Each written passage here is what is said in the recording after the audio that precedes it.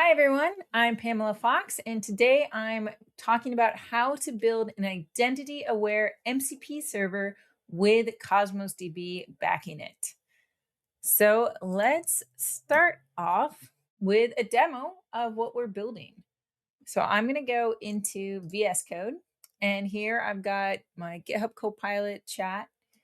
And I can go ahead and ask the question and say, like, okay, I bought a $13 dark chocolate bar today on my Visa.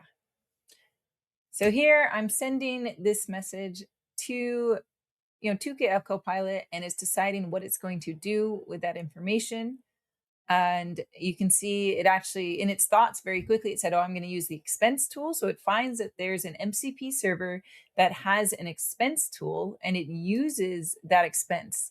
So here are the arguments it sends to the tool. It says, okay, this is the date, this is the amount, the category, the description, and here's the payment method, right? It said, okay, we've successfully added the expense. So this actually got added to a Cosmos DB document.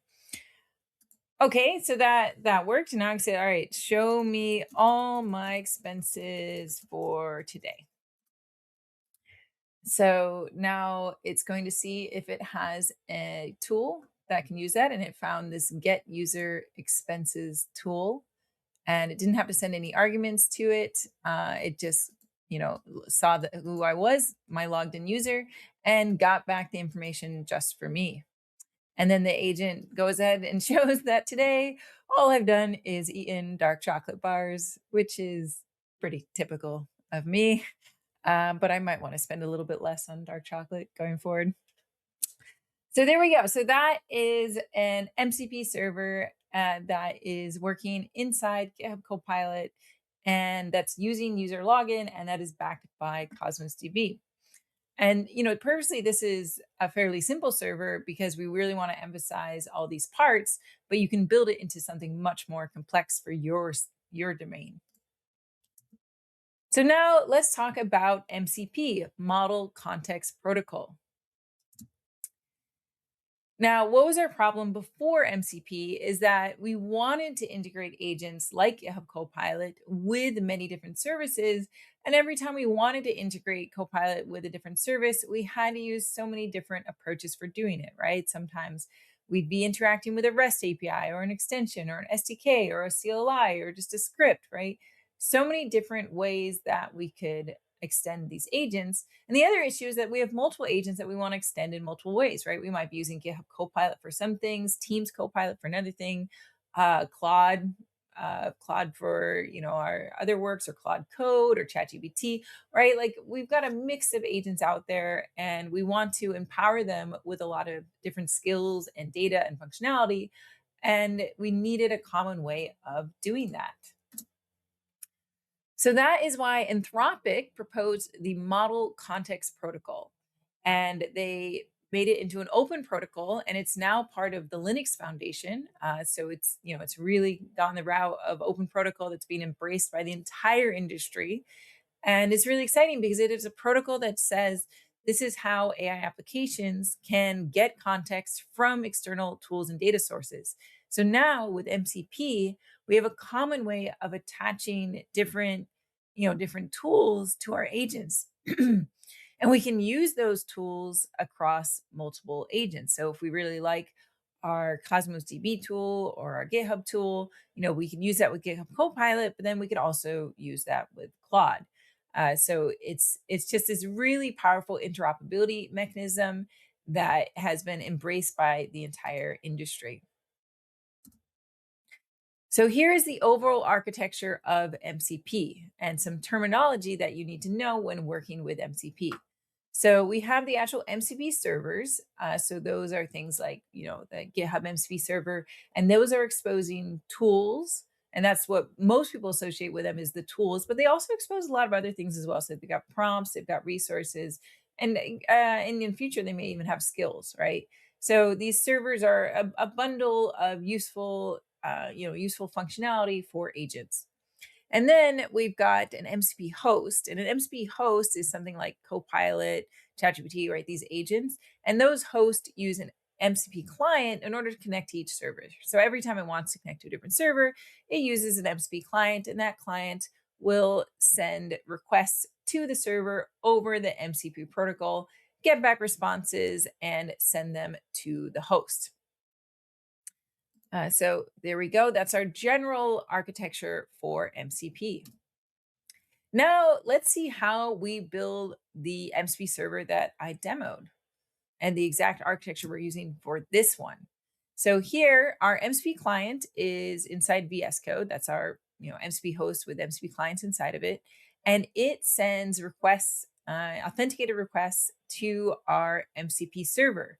For the MCP server, I'm writing this using Python, and I'm using the most popular package for writing MCP servers, which is called FastMCP. It's a fantastic Python package with a lot of functionality in it and hugely popular now.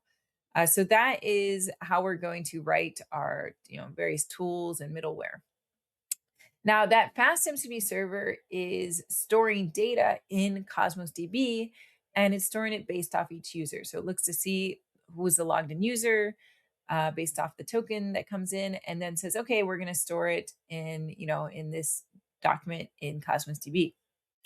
Now, in order to do the user authentication and different authorization checks, we use Microsoft Entra, and then we use the Microsoft Graph API in order to check what groups a user is a part of, so that we can give people access to different tools based off of different groups. So this is the overall architecture, and we're going to dig into each part of this architecture so that you can understand it more deeply.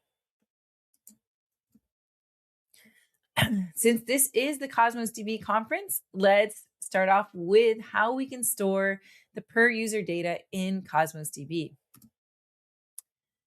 So if you haven't used Azure Cosmos DB, it is a highly scalable, globally distributed NoSQL database that stores JSON documents inside containers.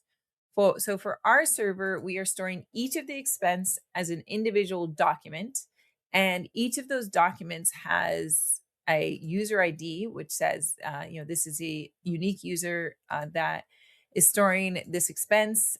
Each document also has an ID, a date, an amount, a category, a description, and a payment method. You saw all of those being sent, via Copilot agent earlier. Now, the interesting thing here is that whenever we're setting up our data for Cosmos DB, we need to decide if we're going to be using a partition key and what that partition key is going to be. And that can lead to more efficient queries if we choose our partition key wisely. So for this case, we are choosing a partition key of user ID. And that's because the majority of our queries are going to be user specific. So it really is a good fit if you're storing user specific data. So it's going to put all of one user's expenses in the same partition. So as long as we're querying with a filter for user ID, those will all be single partition queries, and those are going to be the fastest queries in Cosmos DB. And we do have to make sure that user ID is truly a unique identifier. So we use an Entra object ID, and we'll see later how we can actually get those Entra object IDs for these documents. Now we're building a Python server, so we can use the Azure Cosmos Python SDK for easy Python integration with Cosmos DB. We're also going to use the Azure Identity package so that we can do a keyless credential with our Cosmos DB container, and that's the most secure connection. So we're using a managed identity credential in order to authenticate to our Cosmos DB client and saying, okay, this is our Cosmos DB account. Let's get the database inside that account, and then let's get the container inside that database. So you've got Cosmos DB account, database, container. And so now we have access to that container, and that is where we're going to store everything. Next, we're going to define the tools on our FastMCP server. So the way that we define tools with FastMCP is that we create functions, and each of those functions corresponds to a tool, and we decorate them with mcp.tool. So here is the add user expense tool, and you can see its arguments, and each of them have annotated types that describe them. And this whole tool has a doc string that explains what it does. Now, what's really important is that when you're writing MCP servers, all of this information here is what gets sent to the agent that's using the MCP server. So you want to really think carefully about your tool name. So in this case, add user expense, it's a very clear tool name. You want to think carefully about the names of the parameters and make sure they're very clear. And then you also want to, give additional information like parameter types and descriptions. All of that will be sent to the agent. And then finally, your doc string also gets sent to the agent. So think of this as another form of prompt engineering. If you do a really good job with your tool name, arguments, descriptions, and tool description, then that is what the agent is going to see. And that's how it's going to decide, should I call your tool right now? And how should I call your tool? Now, the agent will never see what's inside your function. This is all implementation details. But of course, this does matter when we're actually implementing the server. So we get the user ID from the state, and we'll see later how we do that. And then we create our item, and then we use that Cosmos Python SDK in order to create the item with that, with that dictionary there. And then we say, okay, we did it. We successfully created it. Now we get to the tool where we're fetching all of the expenses for a user. So, once again, we're going to get the user ID and make sure there's a currently logged in user. Then we're going to do a query. And this looks like a SQL query, but we're sending this to the Cosmos container.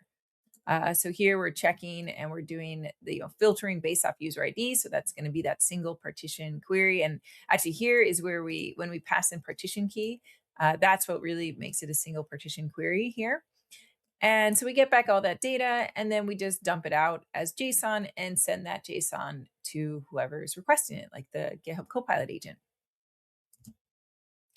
Okay, so that is, how we actually store the data. But now let's actually look at some ways we can confirm that this is really storing in Cosmos DB, right? I told you, when I, said like, oh, it's storing in Cosmos DB. But how would we actually verify that? So we have a couple different cool tools that we can use inside VS Code in order to explore our Cosmos DB. So the first one is the Azure extension for Cosmos DB. You can also get the Azure extension from any other resources. So here I've got several of the Azure extensions, the whole bundle really. So in this Azure extension, you can see that I can, see what all the Cosmos DB containers are inside, inside my tenant.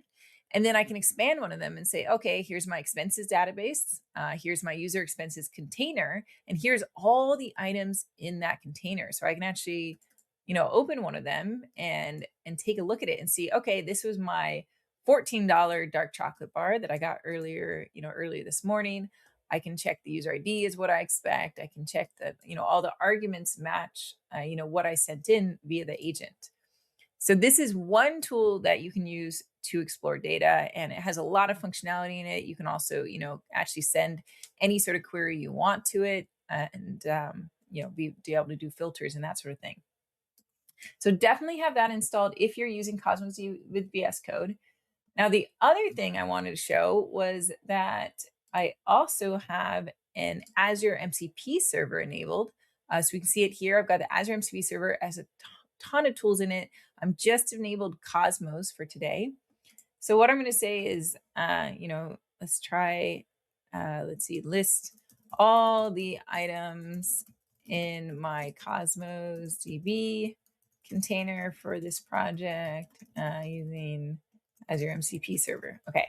So here I'm being pretty explicit with my query here as to how it can do it, because there's many ways that you could list all the items. It could, we could write a Python script or something like that.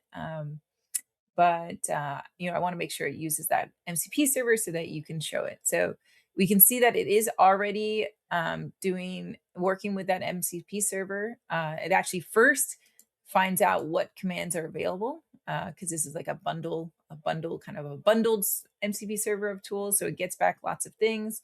And then it realizes it wants to use this Cosmos list command here, and that's finding all the associated accounts. So we can see a couple here.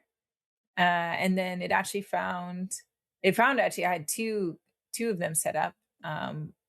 And it looks like this is probably the one from today. And here we go. So it says here are all 15 items in the user expenses container. So this Azure MCP server can be a really helpful way of being able to chat over your resources and so that you don't have to be issuing Azure CLI commands, you don't have to be going to the portal. You can just be inside your VS Code and you can query those resources. Okay, so that is really cool. So you should definitely install both of those tools for your VS Code in order to make your experience a lot more streamlined and just inside your favorite editor. Now let's talk about how we can authenticate the user with Microsoft Entra. How do we actually get that user ID? Now, this is going to require OAuth. MCP authentication is built on top of OAuth, meaning that when the MCP client has an authenticated user, it sends along the bearer token for that user to the MCP server, and the MCP server, looks at that bearer token in order to decide who is this signed in user. So this is built on top of OAuth 2.1, and this diagram here shows how we map OAuth 2.1 to MCP. So basically, we've got the MCP client acts as the OAuth 2.1 client, and then the MCP server is the resource server. So that's the thing that this user here, the signed in user, that's the thing that they want access to, is this resource server. So how do they tell the MCP client that they can access this server? Well, there's an authorization server. In this case, we're using Microsoft Entra, and that authorization server can say, hey, yeah, I can authorize this user. I'll give them an access token. And then, once there's an access token, that can get sent to the MCP server. So that is how OAuth 2.1 it works inside of MCP auth. Now, one thing that's tricky with using OAuth inside the MCP ecosystem is that for the clients, usually auth servers know the clients. They usually exactly who the client is that's going to be asking the authorization server to give this user access. But with MCP, we have hundreds of MCP clients out there, right? You don't know if your users are using VS Code or Copilot or Cloud Code, or any new client that comes up every day that, somebody made a new one, they vibe coded, whatever. Like now there's a new MCP client, a new agent out there. So that is a tricky thing for MCP auth to come up with a strategy for, is how can auth servers deal with all these all these new clients. So here's our general flow, right? So we say, okay, does the auth server already know the client? Is it what's known as a pre-registered client? Then it can use that pre-registration, and then it's an easy exchange because it already knows about the client. If it doesn't know about the client, there are two different approaches that it can use. One of them is called CMID, and that's the newest way of doing it, and that's what is recommended going forward. The older way is called DCR, Dynamic Client Registration. It's a lot more work to set up, and that's kind of the legacy way. Now, here's the thing. We are using Microsoft Entra as our auth server, and Microsoft Entra does not support CMID or DCR. So luckily, we can use pre-registration because VS Code has a known client ID that we can pre-register and say, hey, this is going to be the client. So in this case, since I'm only using MCP server from VS Code, I can use this pre-registration approach. If I did want to use this MCP server with absolutely arbitrary clients out there, then the best approach currently is to put a DCR proxy in front of Entra, and that's actually very easy to do with FastMCP. So you do have options, but in this case, we're going to go with the most secure approach, given that we're only in VS Code, and that's pre-registration. So when we're doing this pre-registration flow, this is the general flow. The user says, hey, I want to use this MCP tool. The MCP client makes a request to the server without a token and gets back an HTTP 401 indicating like, authorization is required for this server. Not every server requires authorization, but in this case, this is an authenticated server. It does require authorization, and it sends back a 401 with some metadata that describes what its authorization server is like. So the MCP client looks at that metadata and says, oh, okay, all right, well, now I see the authorization server, in this case is Entra. So it's going to redirect to Entra and say, hey, Entra, here, can you authorize this user? This is my, pre-registered client ID. And Entra says, great, I know about you. And I'm, happy to authorize this user. And so the user signs in. Entra gets back the authorization code. That authorization code gets exchanged for an access token. That's just part of normal OAuth. And now the MCP client has an access token for that user and can send any additional requests with that access token as the bearer token. So now this time the MCP server sees that access token, can validate it and say, oh yeah, this is a valid token, for this authorization server, and it can return back authenticated results. So that is our flow that is happening whenever we're trying to use this authenticated MCP server with pre-registration. So how do we set that up in our actual MCP server? We are using some built-in functionality from FastMCP. So it has this Azure JWT verifier. That's what we're going to use for verifying the tokens are correct tokens. And it's just verifying using the Entra public signing keys. So it doesn't actually need a secret. It just needs to know our Entra app registration client ID and our tenant that we're doing login in, and also our scopes that we've set up on the Entra app registration. Then we say, okay, our actual auth provider is Entra. And so we're saying we're doing Entra specific to this tenant. So this is a single tenant, login. And we pass in our token verifier and the URL of our server. And then we say, hey, this MCP server is entirely protected by this auth provider. So that ensures that all requests to this MCP server are going to go through this auth provider. So we need to actually get that user ID that we can, then use in the tools that we saw earlier. So to get that user ID in FastMCP, there is a get access token function that will, just remembers the access token that was sent from the MCP client.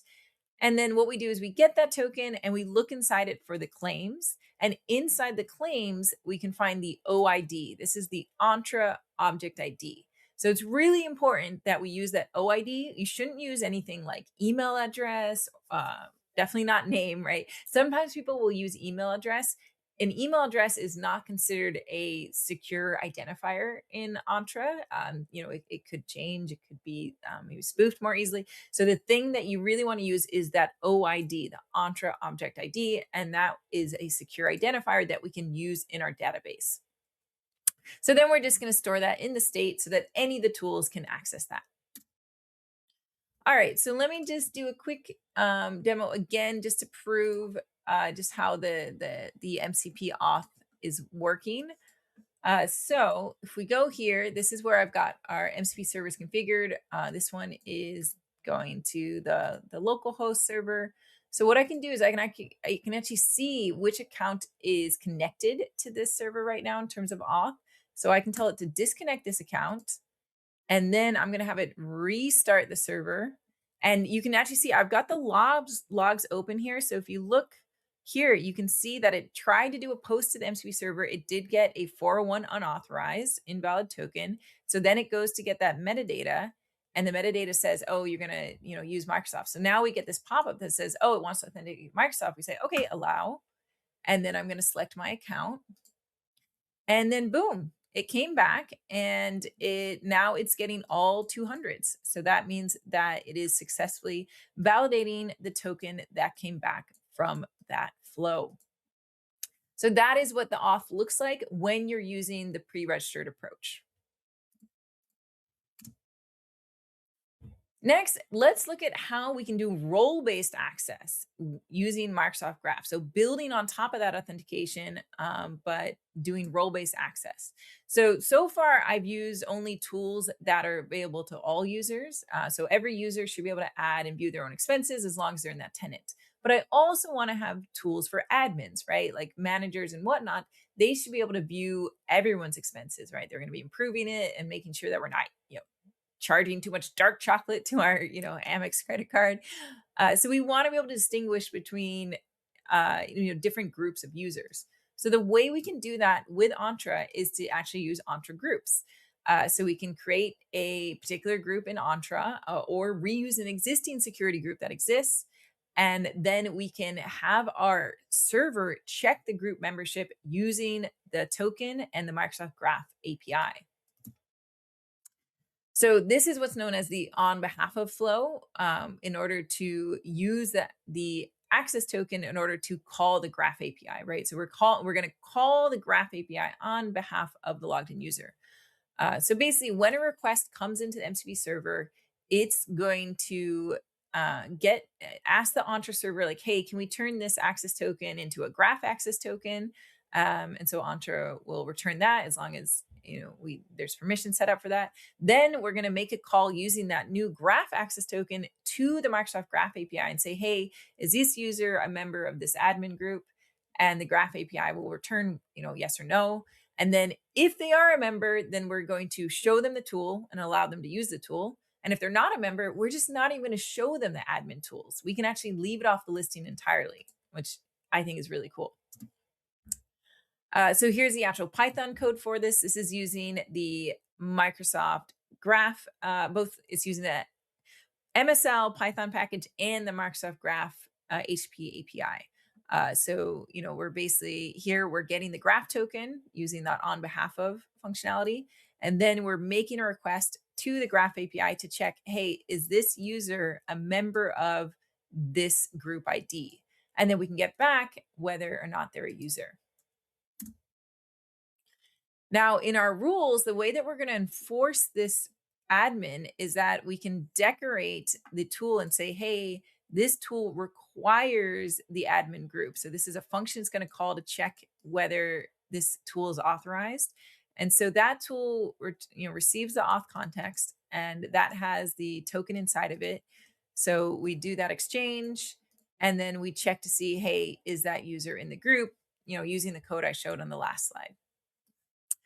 And, when we use this auth decorator, that check is going to be run, both when the user first authenticates to the server and the server lists the tools, and at tool invocation time. So we get two forms of security. Like, one is that only admin users can even see the tools at all. And two, when we actually do that specific tool call, it's going to do that check again, right? So very, very good security there. Now, let me show you what it's like to use that other tool, right? So since I am logged in as an admin user, I should be able to say, show me the expense stats across all users. All right, so it's running that right now. And we can see it already knows that I'm an admin because it shows 3 tools, and that third tool is the admin tool. And you can also see here in the logs, we can see it checked for group membership both on server start, and it checked again when I just put out this call, right? So we can see it's checking the membership, and it sees that I am a member in the group. And so that is why I'm able to make this query. If I was logged in as a non-admin, then I would see 2 tools here, and I just wouldn't be able to call that tool at all because it just wouldn't even exist to me. So that's a really nice way of doing role-based access for tools. All right, so that gives you the ingredients for making an MCP server that's storing user-specific data in Cosmos DB and using Microsoft Entra. You can build so many useful, interesting servers with just that architecture. But how can we take it even further and improve our server? So one thing that's very cool is that the Cosmos DB team put out this agent kit, which has agent skills inside of it. And these skills we can add this to our GitHub Copilot so that whenever we're working with Cosmos DB, we can get help from the skills in order to improve our code. And so you can just install it using this skills add functionality here, and then you can install it to any of the agents you're using, right? So let's go ahead and try this out. So review my Cosmos DB data model and suggest improvements. So since I have the skill installed here, GitHub Copilot should be able to find that skill, and it's going to read that skill to decide. And here you can see it did read the skill, so it decided, okay, I'm going to use this skill in order to help answer this question. So it's reading in that whole skill now, and then it's exploring the database. You can see it's exploring the main.py code. That's the server code, and that's the most important thing to look at because that has all the queries. And also looking at the skill in order to decide, what it's going to do. And so this is a skill that came from the Cosmos DB team. You can also make skills specific for your organization that anyone can install so that you're just all equipping your agents with skills to understand how to make the best code for your organization and follow all of your best practices. So if you're not using skills yet, I do recommend it, and I recommend making repositories full of skills for your whole organization to use. It's exploring quite a lot of the code base right now. So now it's looking at the bicep, which is also quite relevant. I didn't show the bicep at all, but in fact, you can see here, this is our Cosmos bicep. And so it's checking, stuff like the networking restrictions. It's looking at the partition ID here because that's, what determined our partition. So it really figured out all the stuff to look at, right? It looked at that Python and look at the bicep, and is going to make all its recommendations based off of everything here. So it's very, very thorough. Okay, so here's a review. So what's working well? It does like the partition key, and then it comes up with some suggested improvements. So we could go through these suggested improvements and decide which of them we want to do and which of them we're okay with. So this is all super helpful. This is kind of advice I would get from the Cosmos DB team usually, but now I can get it from their skill instead. All right, so thank you so much for watching. You can get my slides and code from these URLs. If you want to learn more about Python and MCP, we did a live stream series earlier in the year that you can rewatch, and you can ask me any questions online. Bye, everyone.